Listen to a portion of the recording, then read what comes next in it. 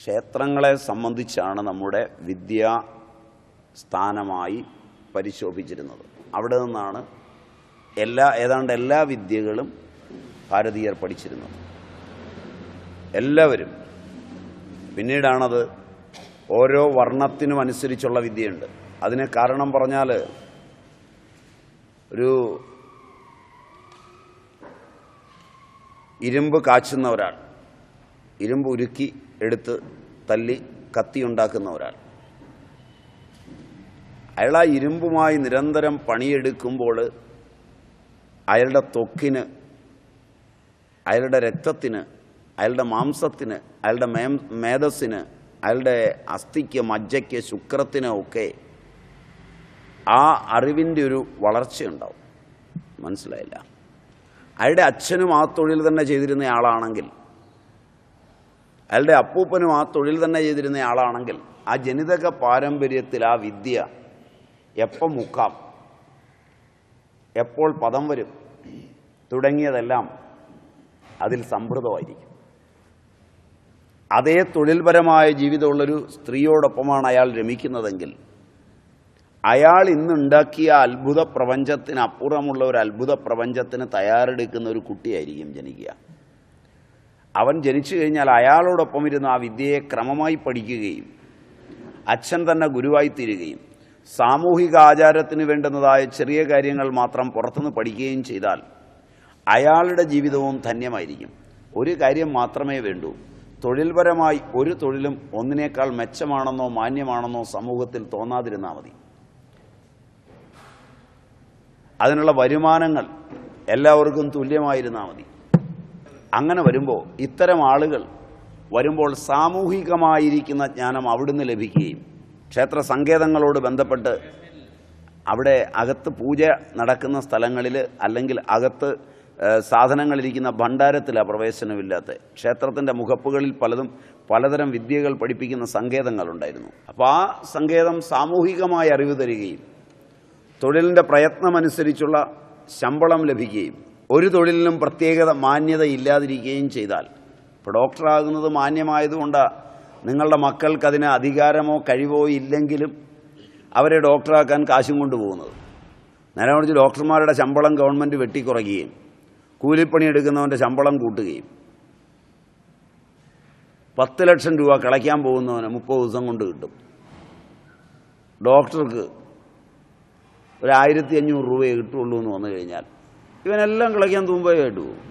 അതുകൊണ്ട് ഇപ്പം അവൻ സത്യത്തിൽ കിളയ്ക്കാൻ യോഗ്യനായ അവൻ നിങ്ങളുടെ മേത്ത് കിളയ്ക്കുകയാണ് ചെയ്യുന്നത്. എൻ്റെ പിതാവ്, എൻ്റെ മാതാവ് 2 പേരാണ്. പിതാവിൻ്റെ ബീജവും മാതാവിൻ്റെ അണ്ടവും ചേർന്നാണ് ഞാൻ ഉണ്ടായതെന്ന് ഞാൻ തിരിച്ചറിയുന്നത് തന്നെ പ്രായപൂർത്തി എത്തിക്കഴിഞ്ഞാണ്.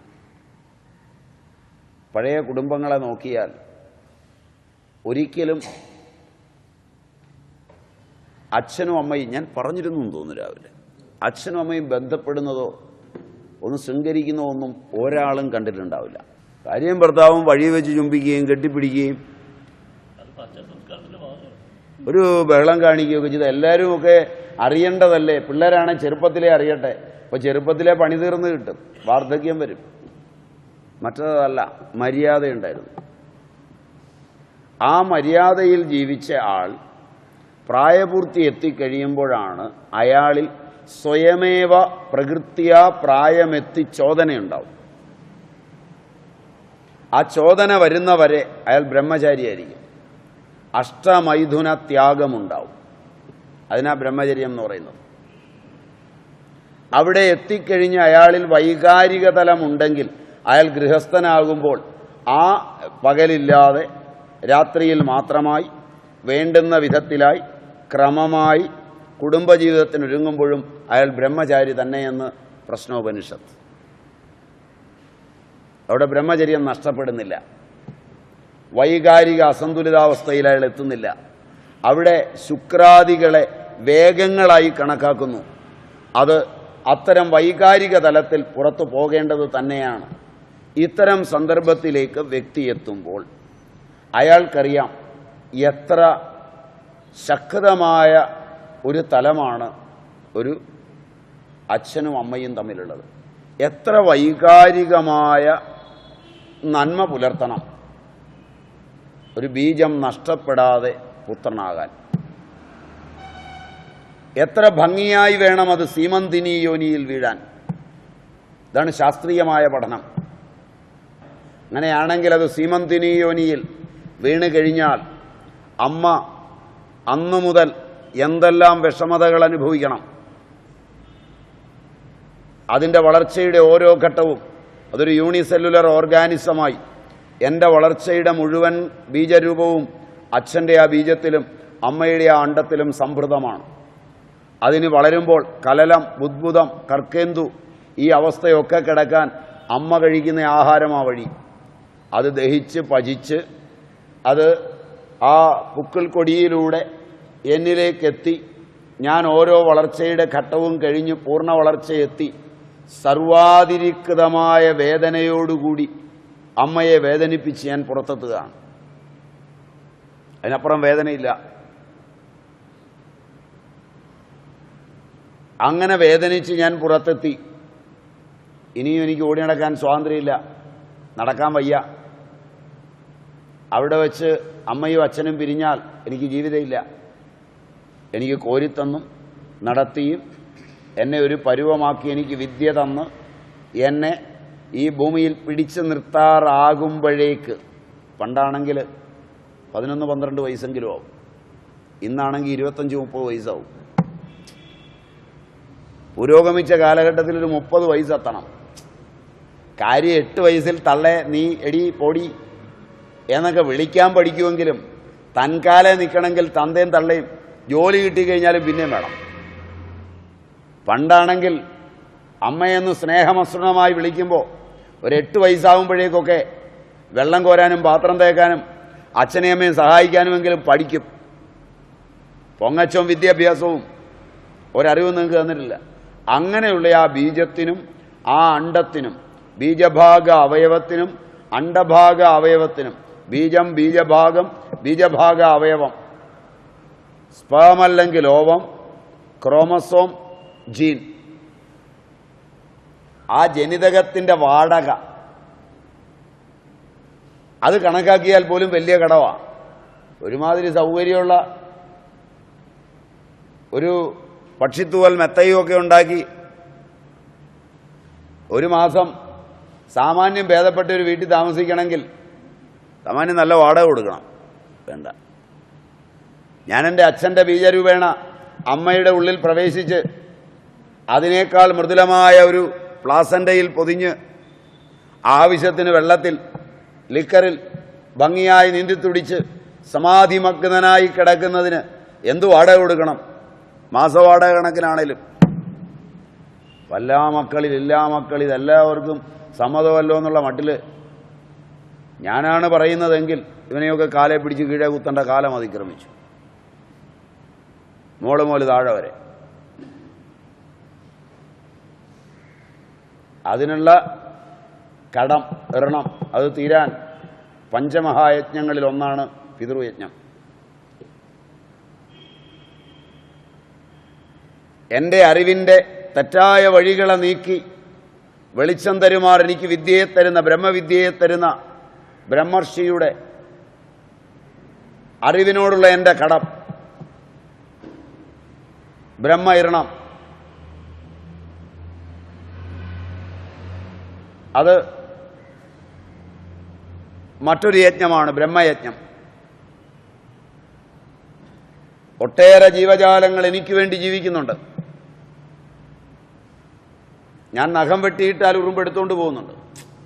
മനസ്സിലായില്ല?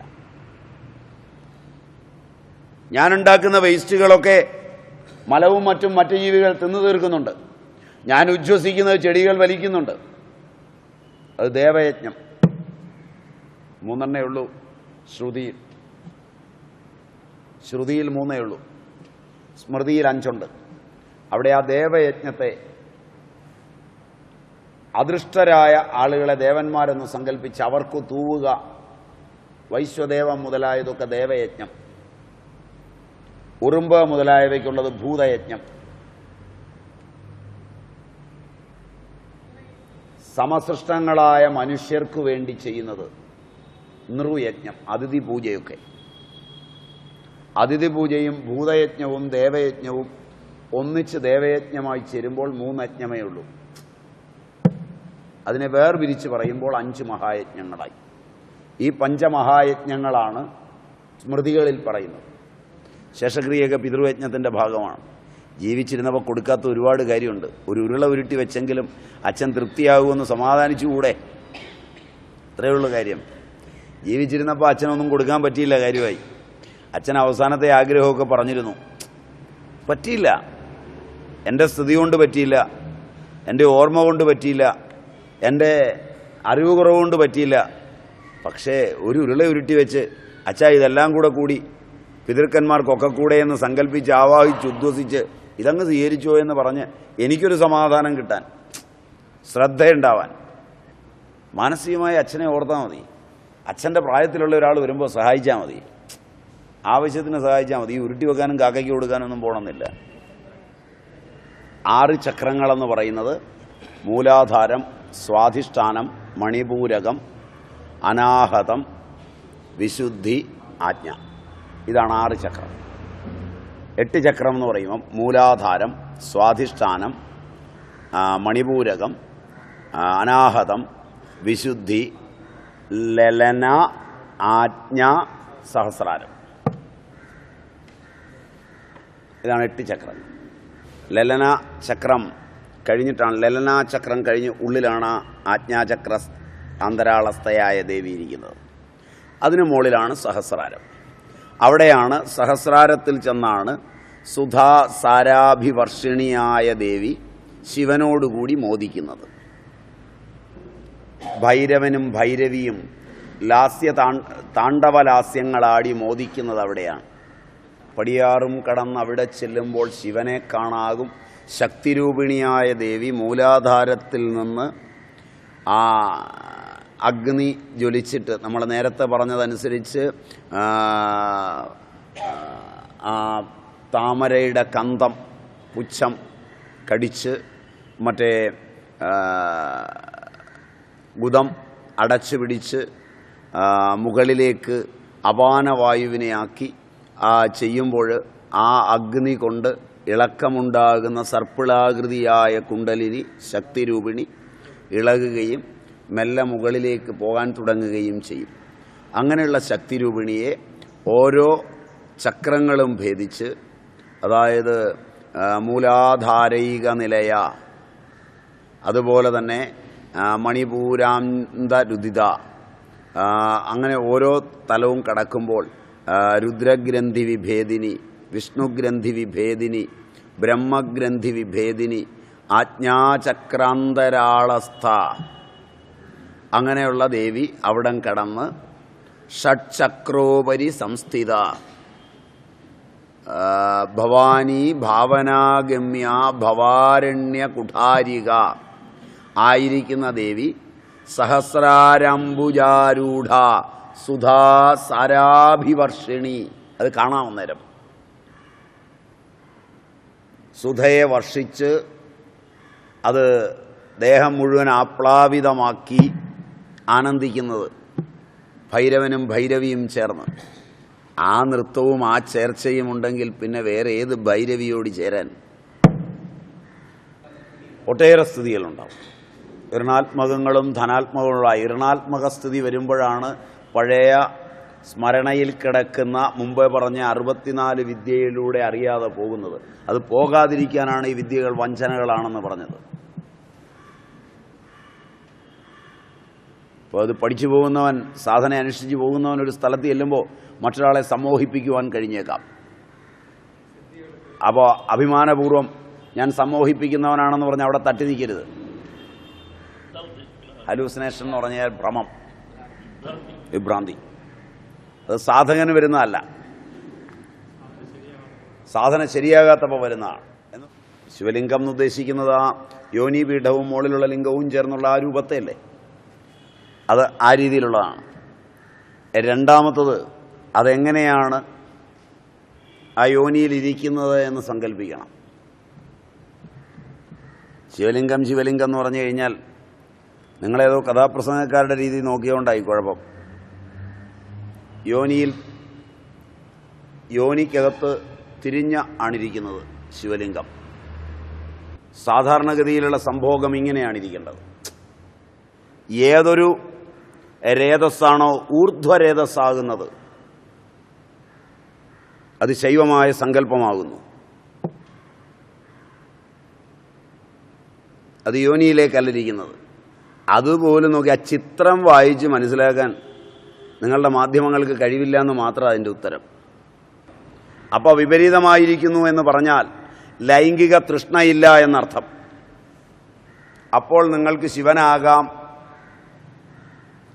അല്ലാത്തവനൊന്നും ശിവനാവൂല. ഇത്രയും മറിച്ചു വെച്ചിട്ടും ശിവനാവൂല എന്ന് തീരുമാനിച്ച മാധ്യമങ്ങളെ വിമർശിക്കാൻ പോയി എന്തിനാ അതിനകത്ത് വിടുന്നത്? അതിനേക്കാൾ നല്ലത് അവരതിനകത്ത് വീഴട്ടെ. ഒന്നിൻ്റെ വായിച്ചൊരു ചിത്രത്തിൻ്റെ അർത്ഥം പോലും മനസ്സിലാക്കാൻ കൊള്ളുകയില്ലാത്ത വിദ്യാഭ്യാസമേ നിങ്ങളുടെ ഈ കാലഘട്ടത്തിലെ മാധ്യമത്തിനുള്ളൂ എന്നർത്ഥം. അങ്ങനെ അവർ പറഞ്ഞെങ്കിൽ ആയുർവേദ പ്രകാരവും ശരീരശാസ്ത്ര പ്രകാരവും ആധ്യാത്മികത പ്രകാരവും ഏറ്റവും വലിയ ഊർജം ബീജത്തിൽ നിന്നുണ്ടാകുന്ന ഓജസ് എന്ന ഊർജമാണ്. അതിനെ നശിപ്പിക്കാതിരിക്കുക, അഷ്ടമൈഥുന പ്രക്രിയകളിൽ നിന്ന് മാറി നിൽക്കുക, അവശ്യ സന്ദർഭത്തിൽ മാത്രം അതിനെ നിവർത്തമാക്കുന്നതിനുള്ളൊരു വേഗമെന്ന നിലയിൽ ഉപയോഗിക്കുക, അല്ലാതെ നശിപ്പിക്കാതിരിക്കുക. രോഗങ്ങൾ ഉണ്ടാകുന്നതിൽ ബ്രഹ്മചര്യനാശം ഒരു വലിയ കാരണമാണ്. അല്ല, തിരിച്ചിരിക്കുക എന്ന് പറഞ്ഞു കഴിഞ്ഞാൽ അതിൽ കൂടുതൽ പ്രസക്തിയുണ്ട്. ഊർധ്വരേതസ്സാവുക, രേതസ്സിനെ ഊർജ്ജമാക്കി മാറ്റുക, ആധ്യാത്മിക ഊർജ്ജമാക്കി മാറ്റുക. താഴേക്കാവുമ്പോൾ it is the dance of the devil. ഭദ്രകാളിയും ശിവനുമൊക്കെ കോപിച്ചുവെന്ന് ജ്യോതിഷി പറഞ്ഞാൽ ഉടനെ എന്നോട് ഭദ്രകാളിയും ശിവനുമൊക്കെ കോപിക്കാൻ തക്കവണ്ണമാണ് എൻ്റെ ജീവിതമെന്ന ബോധമാണ് ഇതിൻ്റെ അപകടം. കാരണം ഞാനിതുവരെ ചെയ്തു കൂട്ടിയതൊക്കെ ഇവരൊക്കെ കോപിക്കാൻ മാത്രം പാകത്തിനാണ് എന്ന ബോധവുമായി ചെല്ലുന്നതുകൊണ്ടാണ് അവനും കൂടെ കളിപ്പിക്കാനും മേടാനും പറ്റുന്നത്. നേരത്തെ മര്യാദയ്ക്ക് ജീവിച്ചിരുന്നെങ്കിൽ ഇത് കേട്ടാൽ പോടാ, എന്നോടൊരു ദൈവവും കോപിക്കുകയില്ല എന്ന് പറയാനുള്ള ചങ്കൂറ്റുള്ള നന്മയില്ലാത്തതുകൊണ്ടാണ്. അതുകൊണ്ട് അങ്ങനെയുള്ളവൻ പോയി കെണിയേണ്ടതാണെന്നാണ് എൻ്റെ അഭിപ്രായം. ഇനി ജ്യോതിഷി വേറൊരിടത്ത് കെണിയും. കാരണം കേരളത്തിലെ ജ്യോതിഷികളുടെ കുടുംബജീവിതം എടുത്താൽ ഇവൻ ബാക്കിയുള്ളവരെയൊക്കെ പറഞ്ഞ് ധരിപ്പിക്കുമ്പോൾ ഒരു ജ്യോതിഷിയെ എനിക്ക് ഏതായാലും അറിയാം. മകളൊരു അന്യമതസ്ഥൻ്റെ കൂടെ പോയപ്പോൾ ജ്യോതിഷി ആകപ്പാടെ വിഷമിച്ചു. ഒരുപാട് പേരുടെ കാര്യങ്ങൾ ഉപദേശിക്കുന്ന ടി വിയിൽ നിറഞ്ഞു നിൽക്കുന്ന ജ്യോതിഷിക്ക് മകൾ സ്ഥലം വിട്ട സമയത്ത് അത് കണ്ടെത്താൻ പറ്റിയില്ല. മറ്റൊരു ജ്യോതിഷിയെ എനിക്കറിയാം, മകൻ മരിച്ചിട്ട് ശവം കിട്ടിയത് 6-ാം ദിവസം മറ്റുമാണ്. എവിടെയാ പോയെന്ന് മഷിയിട്ട് നോക്കിയിട്ടും കണ്ടില്ല, മരിച്ചു എന്ന് തന്നെ അറിഞ്ഞൂല്ല. മാനസികമായി നിങ്ങൾക്ക് താൽക്കാലികമായ ഒരു സുഖം തരുവാൻ ഒരാൾക്ക് കഴിഞ്ഞാൽ അത്രയും മാനസിക പ്രയോജനമുണ്ട്. അതിൻ്റെ അല്പഭാഗം ശാരീരിക പ്രയോജനമുണ്ട്, മനസ്സിൽ ശരീരം ഇരിക്കുന്നത് കൊണ്ട്. അത് തരാനുള്ള ശക്തി അയാൾക്കുണ്ടെങ്കിൽ, സ്വീകരിക്കാനുള്ള സ്വീകരണി അതിനനുസരിച്ചുള്ളതാണെങ്കിൽ, രണ്ടും. ഇല്ലെങ്കിൽ കുറച്ച് കാശ് പോയി കിട്ടും. രോഗങ്ങൾ മാറാനും പ്രശ്നങ്ങളില്ലാതിരിക്കാനും 10 കൽപ്പന മതി, 5 പൈസ മുടക്കണ്ട. 10 കൽപ്പന. ഹിംസിക്കരുത്, ഹിംസ, കക്കരുത്, സ്ഥേയം, ലൈംഗിക ദുരാചാരങ്ങളിൽ ഏർപ്പെടരുത്. 3 ശാരീരിക പാപങ്ങളാണ്. ഈ 3 പാപങ്ങളിൽ പെടരുത്. പൈശുനം, കുശുമ്പ് പറയരുത്, പരുഷമായി സംസാരിക്കരുത്, കെട്ടിച്ചമച്ച് പറയരുത്, അന്യർ കലഹിക്കുമാറ് പറയരുത്. പൈശുനം, പരുഷം, അനൃതം, സമ്പിന്നാലാപം, 4 വാചിക പാപങ്ങൾ. തന്നെ വ്യാപാദം, അന്യർക്ക് ആപത്ത് വരണമെന്ന് ആഗ്രഹിക്കരുത്. അവിദ്യ, ദുരാശയുണ്ടാവരുത്. ദൃഗ്വിപര്യം, എന്തെങ്കിലും ദോഷം വന്നാൽ മാറില്ല എന്ന് തീരുമാനിക്കരുത്. നെഗറ്റീവായി ചിന്തിക്കരുത്, ഋണാത്മകമായി ചിന്തിക്കരുത്. 10 ശരിക്ക് പാലിക്കാവോ ശാരീരികവും മാനസികവുമായ ഒരു രോഗവുമില്ലാതെ ഈ ജന്മം കൊണ്ടുപോകാം. അതിന് ആരുടെ അനുവാദം വേണ്ട. സെമറ്റിക് മതത്തിൽ ഞാൻ പറഞ്ഞ സമയാചാരപ്രകാരമുള്ള തന്നിലേക്കുള്ള അന്വേഷണം ഒരു ബാഹ്യദേവതയെ മുൻനിർത്തി അന്വേഷിക്കുന്ന സെമറ്റിക് സിസ്റ്റമാണ്. ആ സെമറ്റിക് ക്രീഡാണ് ഇന്ന് ഇന്ത്യയിൽ കാണുന്ന ദ്വൈതാദി മതങ്ങളെല്ലാം. ബാഹ്യമായ ഒരു ദൈവത്തിൽ സൃഷ്ടിത്വം ഏൽപ്പിച്ച് അതിനെ അവലംബിച്ചുള്ള വിധിയും നിഷേധവും കൊണ്ടുവന്ന് അതിനനുസരിച്ച് ദൈവത്തിന് കപ്പം കൊടുക്കാൻ ഇടയാളന്മാരെ സൃഷ്ടിക്കുന്ന സമ്പ്രദായങ്ങളാണ് ഈ മതങ്ങൾക്കെല്ലാം ഉള്ളത്. ഇന്ത്യയിലും ഉള്ളത് കുറേതാണ്. സന്യാസം എന്ന് പറയുന്നത് സമ്യക്കായി നസിക്കലാണ്. സർവേഷാം കർമ്മണാം ന്യാസഃ സന്യാസഃ ഒരു നിർവചനം. കാമ്യാനാം കർമ്മണാം ന്യാസഃ സന്യാസഃ മറ്റൊരു നിർവചനം. കാമ്യകർമ്മങ്ങളെ ഉപേക്ഷിച്ചാൽ സന്യാസിയാണ്. സർവകർമ്മങ്ങളെ ഉപേക്ഷിച്ചാലാണ് സന്യാസിയാകുന്നത്. ഏതെങ്കിലും ഒന്നെടുത്തുകൊള്ളുക. ഹിന്ദുവായി ജീവിച്ചിരുന്ന് ഹിന്ദു എന്നൊരു മതമുണ്ട് എന്ന് സങ്കല്പിച്ച് അതിലെ ഒരാൾ സന്യസിച്ച് കഴിഞ്ഞപ്പോൾ അയാൾ ഞങ്ങളുടെ ആളാണ് തോന്നുന്നവരാണ് ഹൈന്ദവ സന്യാസിമാർ എന്ന പദം ഉപയോഗിച്ചതെങ്കിൽ അവരുടെ അറിവില്ലായ്മ കൊണ്ടാണ്. അതാ എത്തിയവരാണ് ഉപയോഗിച്ചതെങ്കിൽ അവരവിടെ എത്താത്തതിൻ്റെ ലക്ഷണമാണ്. പ്രയോഗം ആര് പ്രയോഗിച്ചു എന്നുള്ളതിനെയാണ്. അജ്ഞാനത്തിലിരിക്കുന്ന ജനതയാണ് പ്രയോഗിച്ചതെങ്കിൽ ഞങ്ങളുടെ കൂടെ ഉണ്ടായിരുന്ന ആളാണ്, ഞങ്ങളുടെ മതത്തിൽപ്പെട്ടവനാണ്, ഇപ്പോൾ അയാൾ സന്യാസിയാണ് എന്ന് പറയുന്നതിൻ്റെ ഭാഗമായാണ് എടുക്കുന്നതെങ്കിൽ തെറ്റില്ല. മറിച്ച് എല്ലാ കർമ്മങ്ങളും കാമനകളും കളഞ്ഞു ഒരുത്തൻ അവിടെ എത്തിയിട്ട് ഞാൻ ഹിന്ദു സന്യാസിയാണ് എന്ന് പറഞ്ഞുവെങ്കിൽ, അയാൾ സ്വയം വിശേഷിപ്പിച്ചുവെങ്കിൽ അത് എത്തിയില്ല എന്നുള്ളതിൻ്റെ ഒരു പരിമിതിയാണ്. Either a sannyasin is all religious or a sannyasin is non religious. അത് വ്യക്തി ശരീരവുമായി സങ്കല്പിക്കുന്നത് ദേശത്തിൻ്റെ പ്രതിഷ്ഠ ചെയ്യുമ്പോൾ വിരാട് രൂപത്തിൻ്റെ പ്രതിഷ്ഠയാണ് ചെയ്യുന്നത്, വ്യക്തിയുടെ അല്ല. വിരാട്ടാണ് അവിടെ ഇരിക്കുന്നത്. ഈ സങ്കല്പങ്ങളൊക്കെ രൂപാന്തരപ്പെട്ടത് ഇത് ആരാധന തുടങ്ങിയതിന് ശേഷമാണ്. എൻ്റെ ശരീരം തന്നെയാണ് അവിടെ ഇരിക്കുന്നത് എന്നറിഞ്ഞാൽ പിന്നെ എന്തിന് ഞാൻ അവിടെ പോകണം? ശരീരം കൂടെ ഇല്ലേ? അങ്ങനെ ഒരെണ്ണം അറിഞ്ഞു കഴിഞ്ഞാൽ അറിഞ്ഞവന് പിന്നെ എന്ത്? ഇനി അറിയാത്തവനോടെ ചെന്നിട്ട് എന്ത് കാര്യം? അല്ല, വെഷ്ടിയിലുള്ളതിന് വിശ്വൻ എന്ന് പറയും, സമഷ്ടിയിലുള്ളതിന് വിരാട്ടെന്ന് പറയും. എൻ്റെ ഗ്രാമത്തിലെ മുഴുവൻ ആളുകളുടെയും ചേതനയുടെ സമാഹരിത രൂപമാണ് അവിടെ ഇരിക്കുന്ന പ്രതിഷ്ഠ. അതുകൊണ്ടാണ് പോകുന്നത്. ഈശ്വരൻ സമഷ്ടി സുഷുപ്തിയാണ്. അത് വിരാട്ടായിട്ടാണ് അവിടെ വിരാജിക്കുന്നത്. നമ്മളവിടെ ചെല്ലുമ്പോൾ തൊഴുമ്പോൾ അദ്ദേഹം വിരാട്ടാണ്, ജാഗ്രതത്തിലാണ്. അതുകൊണ്ട് നമ്മൾ പറഞ്ഞാൽ കേൾക്കും. നടയടച്ച് കഴിയുമ്പോൾ അദ്ദേഹം ഈശ്വരനായി മാറും.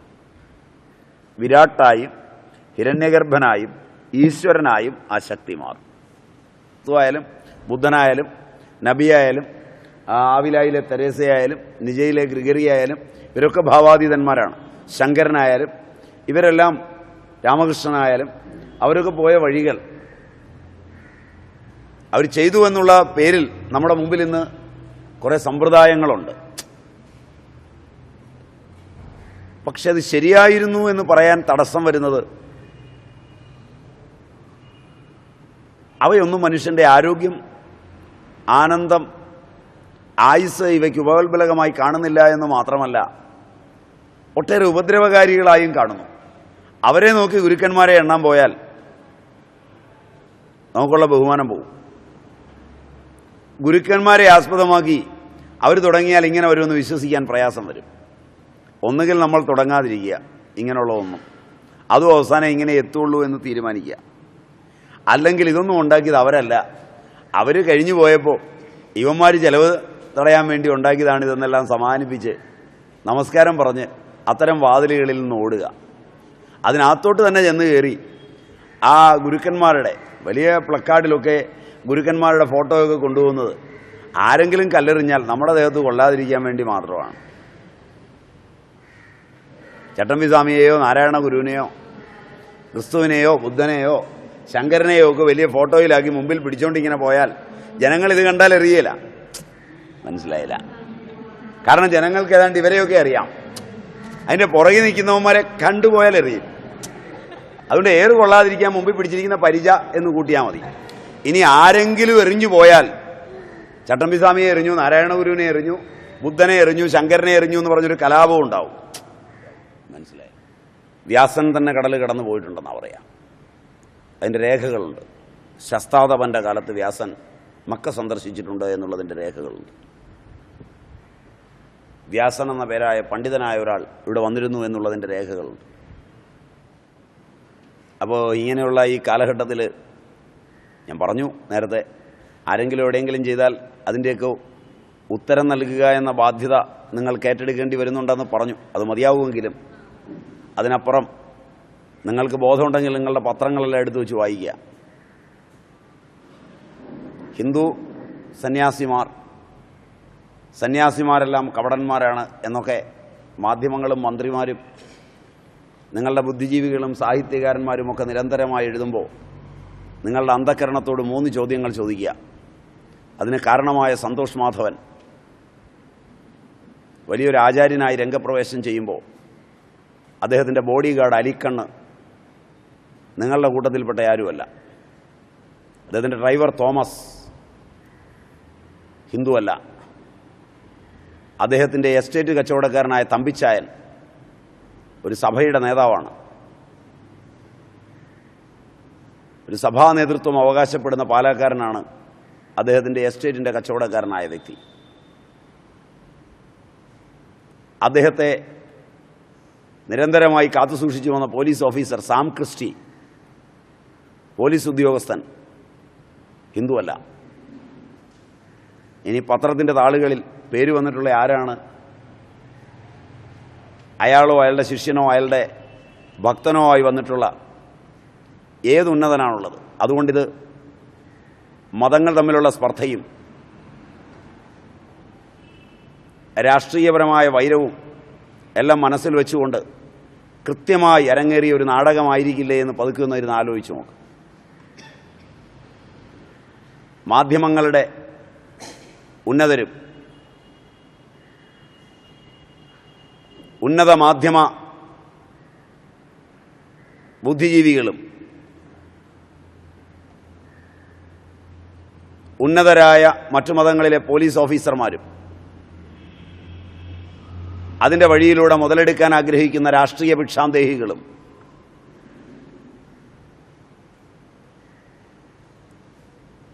കൃത്യമായി നിങ്ങളുടെ വിവരക്കുറവിനെ മുതലെടുക്കുവാൻ കൃത്യമായി എഴുതിയൊരു തിരക്കഥയും കൃത്യമായി രൂപപ്പെടുത്തിയ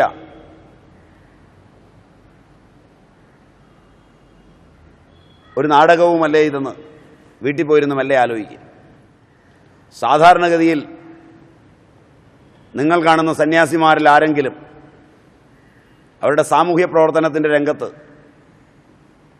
അവർ സ്കൂൾ നടത്തിയാൽ അവിടെ കുറേ അധ്യാപകരുണ്ടാകാം മറ്റു മതങ്ങളിൽ നിന്ന്. അവരൊരു ബാങ്ക് നടത്തിയാൽ അതിൽ കുറച്ച് മാനേജർമാരോ മറ്റുള്ളവരോ ഉണ്ടാകാം. അവരൊരു ആശുപത്രി നടത്തിയാൽ കുറേ നഴ്സുമാരും ഡോക്ടർമാരും ഉണ്ടാകാം, തൊഴിലാളികളെന്ന നിലയിൽ. അവരുടെ ആധ്യാത്മിക പ്രവർത്തന രംഗത്ത്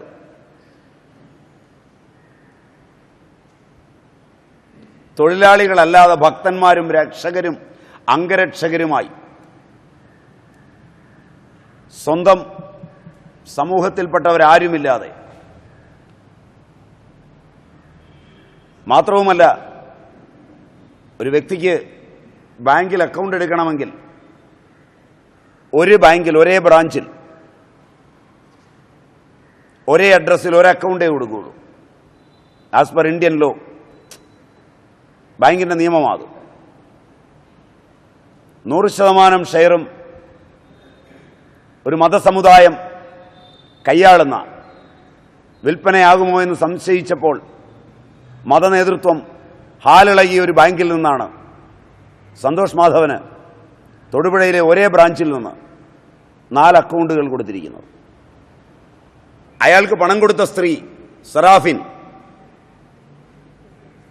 ക്രിസ്ത്യനാണ്. ഒരുപാട് ഹിന്ദുക്കൾ ഫോറിനിലൊക്കെ ഇല്ലേ, അവരോട് ആരോടെങ്കിലും വാങ്ങിക്കാനുള്ള ഭക്തിയും വിശ്വാസമൊന്നും അവർക്ക് തോന്നാതെ, അതും ഈ 10-40 ലക്ഷം രൂപ കണ്ണും പൂട്ടി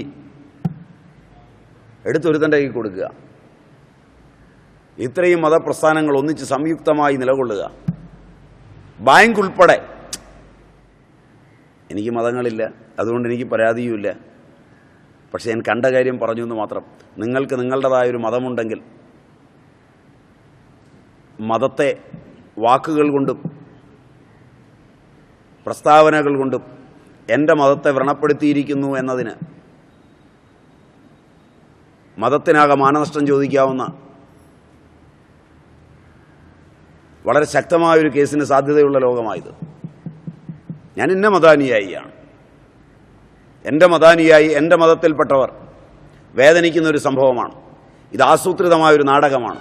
ഇതിൻ്റെ ചുരുൾ പുറത്തു കൊണ്ടുവരികയും ഞങ്ങൾക്ക് വന്ന വേദന മാറ്റിത്തരികയും മാന്യമായ മാനനഷ്ടം ഞങ്ങളുടെ സമൂഹത്തിന് തിരിച്ചു തരികയും ഞങ്ങളുടെ ആളുകളെ പീഡിപ്പിച്ചതിന് മറുപടി പറയുകയും ചെയ്യുവാൻ മാധ്യമങ്ങളും ഇതിൽ ഉൾപ്പെട്ടവരും ഇതിന് അരുതുന്ന ഗവൺമെൻറ്റും ബാധ്യസ്ഥമാണെന്ന് ഒരു സാമൂഹിക ഉപക്ഷേപത്തിന് സാധ്യതയുണ്ടോ? ഭക്തി ഏത് മതത്തിനും ഉണ്ടാകാം. സ്വാമിമാരോട് കൂടുതൽ ഭക്തിയും വിശ്വാസവും അന്യമതസ്ഥർക്ക് വരാം. അതൊക്കെ സമ്മതിച്ചുകൊണ്ട് തന്നെ അതിൽ നിന്ന് മറ്റൊന്നുകൂടി നിങ്ങൾ പഠിക്കാനാണ് ഞാനിത് പറഞ്ഞത്. അത് നിങ്ങൾ ഇങ്ങോട്ട് പറഞ്ഞില്ല. നിങ്ങളുടെ ചുറ്റും കാണുന്ന ഏതെങ്കിലും പ്രത്യയശാസ്ത്രമുള്ളൊരു രാഷ്ട്രീയ പാർട്ടിയോ ഏതെങ്കിലും ജാതിയോ ഏതെങ്കിലും മതമോ സ്വന്തം പ്രത്യയശാസ്ത്രത്തെയും സ്വന്തം സിദ്ധാന്തത്തെയും മറന്ന്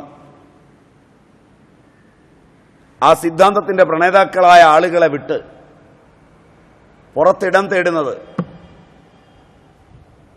അധർമ്മത്തിനു വേണ്ടി മാത്രമാണ്. നോക്കിയിരുന്നാൽ നാളെ ഇത് തടയാം. നിങ്ങളുടെ കുഞ്ഞിന് നിങ്ങൾ കൊടുക്കുന്ന സൗഭാഗ്യങ്ങൾ പോരായെന്ന് തോന്നി തൊട്ട അയൽവക്കത്തെ ആൻറ്റിയുടെ അടുക്കൽ 24 മണിക്കൂറും പോകുന്നത് ധാർമ്മിക കാര്യങ്ങൾക്കായിരിക്കില്ല, അവ നശിക്കാനുള്ള കാര്യങ്ങൾക്കായിരിക്കും. ആഹാരം കൊടുക്കുന്നത് നിങ്ങൾ, ധനം കൊടുക്കുന്നത് നിങ്ങൾ, പഠിപ്പിക്കുന്നത് നിങ്ങൾ. അത്തരം കാര്യങ്ങളിലൊന്നും പങ്കില്ലാത്തവൾ മധുരോദാരമായ വാക്കു പറയുന്നത് അവളുടെ കുട്ടി ജനിക്കാനും നിങ്ങളുടെ കുട്ടി തകരാനും വേണ്ടി മാത്രമായിരിക്കും. അങ്ങനെയാണെങ്കിൽ ഒരു പ്രത്യയശാസ്ത്രത്തിൽ അതിനകത്തുള്ള വ്യക്തികളെ വിട്ടിട്ട് മറ്റൊരു പ്രത്യയശാസ്ത്രത്തിലേക്ക് പോകുന്ന അധാർമികമായ സ്വത്ത് സമ്പാദിക്കാനും അധാർമികങ്ങളായ കാര്യങ്ങൾ നേടാനുമാണ്. അവനവൻ്റെ കൂട്ടത്തിലാണെങ്കിൽ ആരോടെങ്കിലും പറയും. തനിക്ക് വേണ്ടുന്ന കാര്യങ്ങൾ തൃപ്തികരമായി ലഭിക്കാതെ വരുമ്പോൾ തൻ്റെ കൂട്ടരുടെ കൂടെ നിന്നാൽ അവർ വാച്ച് ഡോഗ്സിനെ പോലെ പെരുമാറുമെന്നുള്ളതുകൊണ്ട്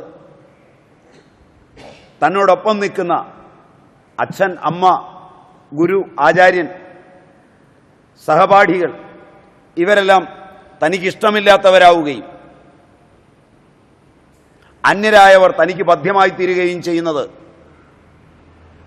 കാമനകൾക്ക് ലാളന ലഭിക്കുന്നതിന് വേണ്ടി മാത്രമാണ്.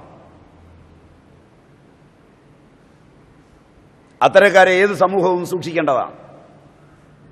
ഒരു പ്രത്യയശാസ്ത്രമുള്ള രാഷ്ട്രീയ പ്രസ്ഥാനം, അതിലെ ഒരു നേതാവിന് ആ പ്രത്യയശാസ്ത്രത്തിലെ ആളുകൾ സ്നേഹിതരല്ലാതെ വരികയും മറ്റൊരു പ്രത്യയശാസ്ത്രത്തിലെ ആളുകളുമായി വഴിവിട്ട് ബന്ധമുണ്ടാവുകയും ചെയ്യുമ്പോൾ രണ്ടു കൂട്ടരും ചേർന്ന് നടത്തുന്ന ഉപജാപങ്ങൾക്ക് വേണ്ടിയാണ്. ഒരു സിദ്ധാന്തത്തിൻ്റെ പ്രണേതാവ് മറ്റൊരു സിദ്ധാന്തത്തെ പുൽകാൻ പോകുന്നത് സൈദ്ധാന്തികമായ ബന്ധം കൊണ്ടല്ല, രണ്ടും രണ്ടായി നിൽക്കുമ്പോഴും സുതാര്യമല്ലാത്ത ഇടപാടുകൾക്ക് വേണ്ടി മാത്രമാണ്. അത് നിങ്ങൾ പഠിക്കേണ്ട സമയവും കൂടിയായത്. കാരണം നിങ്ങൾക്കായി ബന്ധങ്ങളൊക്കെ ഉള്ളത്. നിങ്ങൾക്ക് നിങ്ങളുടെ വീട് വിട്ട് പോകാൻ പറ്റിയില്ല, ഇപ്പോൾ ഉടനെ ഓടി. നിങ്ങളുടെ ആധ്യാത്മിക പുരുഷന്മാരിലൊരാൾ തെറ്റ് ചെയ്തു എന്ന് പറഞ്ഞ് നിങ്ങൾക്ക് ആ സ്ഥലം ഉപേക്ഷിച്ച് പോകാൻ പറ്റില്ല. ചുറ്റുപാടുള്ളവരോട് മറുപടി പറയാൻ പ്രയാസമുണ്ട്. നാട്ടിൽ ഇപ്പം കേരളത്തിൽ വൈക്കത്ത് വന്ന് പ്രസംഗിക്കാൻ പറ്റില്ല, ഇവിടുന്ന് അടുത്ത് നിന്ന് കഞ്ഞി കുടിക്കാൻ പറ്റില്ല, ബസ് സഞ്ചരിക്കാൻ പറ്റില്ല. വിശാലമായ ഇന്ത്യ, നേരെ വടക്കോട്ട്, കൂടെ പോരേണ്ട കാര്യം ആർക്കുമില്ല. ഇവിടെ തന്നെ നിന്ന് എല്ലാത്തിനെയും നന്നാക്കി കളയും എന്നൊന്നും വിചാരിക്കാവുന്നില്ല. ഗവൺമെൻറ്റിന് ഇഷ്ടമല്ല, നാട്ടുകാർക്ക് ഇഷ്ടമല്ല. ഇഷ്ടമുള്ള സ്ഥലം എവിടെയെങ്കിലും. അതുകൊണ്ട് നിങ്ങളാലോചിക്കുക, കാര്യം ഇതൊരു തിരനാടകം എഴുതി കൃത്യമായി ആസൂത്രണം ചെയ്തതാണെന്ന് 3ാം ക്ലാസ് വരെ നിങ്ങൾ പഠിച്ചിട്ടുണ്ടെങ്കിൽ മനസ്സിലാവും. ഇതെല്ലാം ഈ മതത്തിൻ്റെ കുറവും ഇതെല്ലാം ഈ സന്യാസത്തിൻ്റെ കുറവുമാണെങ്കിൽ ഇത് പഴയ ഒരു തിരക്കഥ എഴുതി കൃത്യമായി ഒരു 6 കൊല്ലങ്ങൾക്ക് മുമ്പ് യശശരീരനായ അഭിനയ ചക്രവർത്തിയായ ഭാവാഭിനയത്തിൽ മലയാളത്തിൻ്റെ 2 പ്രബല സംഭാവനകളിലൊന്നായ നരേന്ദ്രപ്രസാദ് രംഗത്ത് നിറഞ്ഞു നിന്ന് അഭിനയിച്ച ഒരു തിരക്കഥ ഒന്ന് വർഷങ്ങൾ കഴിഞ്ഞിട്ടും അത് നിങ്ങളുടെ ജീവിതത്തിൽ ചിത്രീകരിക്കാൻ പറ്റിയില്ല എന്ന് തോന്നിയ മതവും പത്രങ്ങളും ഭരണാധികാരികളുമൊക്കെ കൂട്ടുചേർന്ന് നടത്തിയ ഒരു ജീവിത നാടകം, ഒരു ജീവിതസന്ധ്യയിൽ അരങ്ങേറിയതാണ് സന്തോഷ് മാധവൻ. ഇനി അതിൻ്റെ ഒരു ഭാഗവും കൂടി അരങ്ങേറാനുള്ളൂ. അത് അവിടെ ഇവിടെയൊക്കെ അല്പമാത്രമായി അരങ്ങേറുന്നുണ്ട്. ത്രൈണാനുഭവ അഭിനയത്തിൻ്റെ അപൂർവ ശോഭ മാതൃത്വത്തിൽ തന്നെ അഭിനയിച്ചിട്ടുള്ള കവിയൂർ പൊന്നമ്മയെ അഭിനയിച്ച ഒരു തിരക്കഥ കൂടി അരങ്ങേറാനുണ്ട്. അതിന് നിങ്ങൾക്ക് കാത്തിരുന്ന് കാണാം. ഒരിടത്തൂടെ വഴിയെ കൂടെ പോകുന്ന സമയത്ത് ഒരു സ്വാമി ഇങ്ങനെ പ്രസംഗിക്കുന്നത് കേട്ടു. നമ്മൾ തിരക്കഥാകൃത്തുകൾ എഴുതിയിട്ട് നാടകം ശരിയായില്ലെങ്കിൽ ചില മതങ്ങളും കൂടി കൂട്ടിയേർന്ന് ഏറ്റെടുത്ത് ഇങ്ങനൊരു പരിപാടി ആസൂത്രണം ചെയ്യും, അതിലെ വകുപ്പാണ് ഇതെന്ന് പറയുന്നത് കേട്ടു. എന്നൊന്ന് പറഞ്ഞു നോക്കുക. എഴുതിയവരുടെ പ്രതികരണവും എഴുതിക്കൊണ്ടിരിക്കുന്നവരുടെ പ്രതികരണവും എന്നെ ഒന്ന് വിളിച്ചു പറയുക. ഈ സമാജത്തെയും ഇവിടുത്തെ മനുഷ്യരെയും ഉത്തമ മാർഗത്തിലേക്ക് നയിക്കുവാൻ പര്യാപ്തമായൊരു വില്ലനി സന്യാസവേഷം കെട്ടിയിറങ്ങിയ സന്തോഷ് മാധവന് ആദ്യം നമുക്ക് നമോഭാഗം അർപ്പിക്കാം. കാരണം നാളെ നമ്മുടെ സമൂഹം സൂക്ഷിക്കുവാൻ വഴിയാക്കി തന്ന, അതിനെ ശുദ്ധീകരിക്കുവാനുള്ള ഒരു ബീജം തന്ന സന്തോഷ് മാധവന് നമുക്ക് നന്ദി പറയാം ഈ അവസരത്തിൽ. 2, ഈ നാടകത്തിൻ്റെ തിരക്കഥയും സംവിധാനവും നിർവഹിച്ച മതങ്ങൾക്ക് നമുക്ക് നന്ദി പറയാം. അവരുടെ അകത്ത് ചിഞ്ഞുനാറുന്ന കാര്യങ്ങളെ മറച്ചു വയ്ക്കുവാനും ഇപ്പുറത്ത് കൃത്യമായി അതിനെ അടിച്ച് ശരിപ്പെടുത്തുവാനും നീങ്ങിയപ്പോൾ നാം നന്നാകുവാനും ആ നാറ്റം മറച്ചു വെച്ചത് ഇനിയും വലിയ തോതിൽ നാറുവാനിടയാകുന്ന ആ വലിയ ലോകങ്ങളിലേക്ക് ഉന്നം നോക്കി സ്വയം നശിച്ച് മന്യനെ നന്നാക്കാനിറങ്ങുന്ന ത്യാഗികളുടേതായ ആ മതത്തിന് നമുക്കിപ്പോൾ നന്ദി പറയാം. സ്വയം നശിക്കുമ്പോഴും ഇവിടുത്തെ സനാതന പ്രേമികളായ ആളുകൾ ഉൾക്കൊള്ളുന്ന, എല്ലാം സനാതന പ്രേമികളല്ല, അവരുൾക്കൊള്ളുന്ന, നമ്മൾ പറഞ്ഞ സനാതനധർമ്മത്തെ ജീവിതവ്രതമായി സ്വീകരിച്ചിട്ടുള്ളവരും അല്ലാത്തവരും ചേർന്ന ബഹുഭൂരിപക്ഷം വരുന്ന ഒട്ടേറെ ജാതികളും വർഗങ്ങളുമുള്ള ഒരു ജനതയുടെ നന്മയ്ക്ക് കാവൽഭടരായി സ്വയം ഇത് സംവിധാനം ചെയ്ത്, തിരക്കഥ എഴുതി സംവിധാനം ചെയ്ത ആ മതങ്ങൾക്ക് നമുക്ക് ഇത്തരുണത്തിൽ നന്ദി പറയാം. അതിനെ കൃത്യമായി അവർ വിചാരിച്ചതുപോലെ ആസൂത്രണം ചെയ്ത നിയമപാലകർക്കും ന്യായാസനങ്ങൾക്കും നമുക്ക് ശതകോടി പ്രണാമം നൽകാം. ആരെയും നിന്ദിക്കാതെ, ആരെയും അധിക്ഷേപിക്കാതെ. ഇതെല്ലാം ചെയ്ത് കഴിഞ്ഞിട്ടും സ്വയം സൂക്ഷിക്കുവാൻ പാകത്തിന് നമ്മളുടെ മുമ്പിൽ പലപ്പോഴും വഴിയരികിൽ വെച്ചോ മറ്റു സമയങ്ങളിലോ ഫത്സനങ്ങളോ നിന്ദാവാചകങ്ങളോ നിന്ദാസ്തുതികളോ ഉണ്ടാകുമ്പോൾ അവ തിരിച്ചറിഞ്ഞ് സ്വയം നന്നാകാൻ നമുക്ക് ശ്രമിക്കുകയും ചെയ്യാം. ഇതാണ് എനിക്ക് നിങ്ങളോട് പറയാവുന്ന എൻ്റെ പാരമ്പര്യത്തിൻ്റെ വചനങ്ങൾ.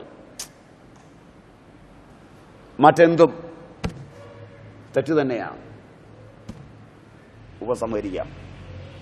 നാരായണം നമസ്കൃത്യ നരം ചൈവ നരോത്തമം ദേവീം സരസ്വതീം വ്യാസം തതോ ജയമുദീരയത്. ഹരിഹി ഓം.